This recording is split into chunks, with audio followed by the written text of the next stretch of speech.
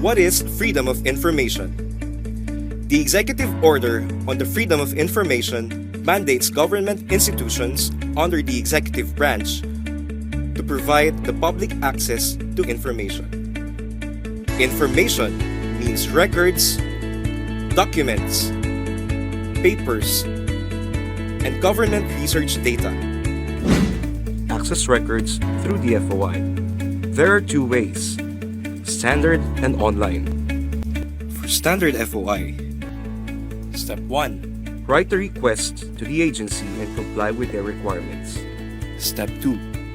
15 to 35 working days processing time. Step 3. You will receive a message when the information you need is ready. For online requests, Step 1. Search the information or the agency.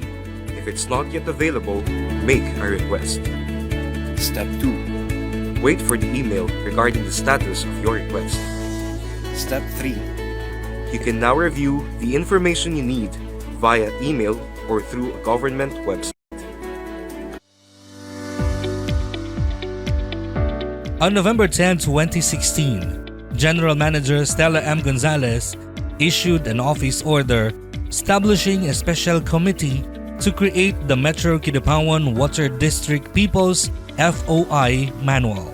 This was approved by the Board of Directors on May 24, 2017. The manual was published on the MKWD website on July 11, 2017. The Presidential Communications Operations Office was then furnished a copy. PCOO personnel conducted an orientation on the onboarding process and how to use the eFOI portal on April 2, 2018. On April 5, a certificate of compliance was given to MKWD by PCOO. On November 28, 2018, MKWD has complied with the standards in the implementation of the FOI program. It was then awarded as one of the first 3 water districts among 500 local water districts to have been onboarded in the online portal. Since then, MKWD has been consistently compliant and incessant in its efforts of strategizing the FOI program.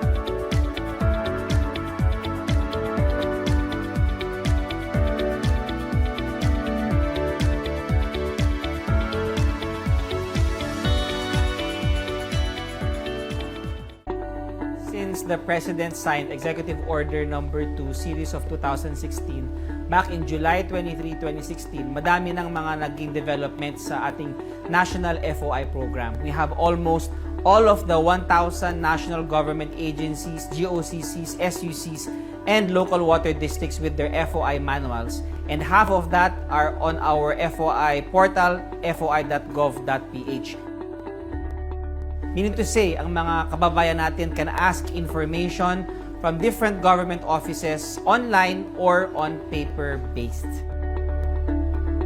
I tried to access the portal and then I tried to test it, and then I was hoping that just an ordinary program of the government, a new program, so maybe they're adjusting with the system. But after 3 days, I received an email from the FOI. My query was answered after 3 days, so I was very happy and satisfied with the program. From the past, kailangan kapag magre-request ka ng information, you have to personally visit the offices. Kahit galing ka sa malayo, even if you're from province, yun yung address ng FOI. Kahit nasan ka, as long as you have reliable internet connection, you can access information or you can request. Aside from that, it is somehow proactive. Kung yung request mo is na-request na ng ibang tao, makikita mo na siya doon. So you don't have to make another request. We are able to harmonize the Executive Order Number 2 on the Freedom of Information with the Data Privacy Law. Napaka-importante lang ang poprotektahin ng ating mga opisyal at mga kasama sa gobyerno ay ang mga sensitive personal information. Siguro ang pinagkaiba lang dun sa administrasyon ngayon na nakapagpasa nung FOI-EO is talagang hindi sila tumigil. Hindi sila tumigil hanggat hindi nila na ipapasa kasi alam nila na kailangan yun ng tao na hindi lang para i-practice ng tao kung paano nila gagamitin yung right to information, but because the administration knows that this FOI-EO will empower the people to practice their right to know kasi yun yung magiging gateway din para mas makapag-participate sila sa decision making.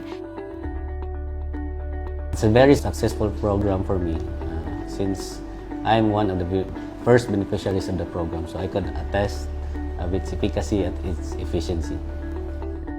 Ang FOI ay hindi lang para sa transparency. Hindi lang siya tool para labanan ang korupsyon and to maintain accountability in government. FOI is for knowledge, it's for information, it's for transparency, and it's for empowerment.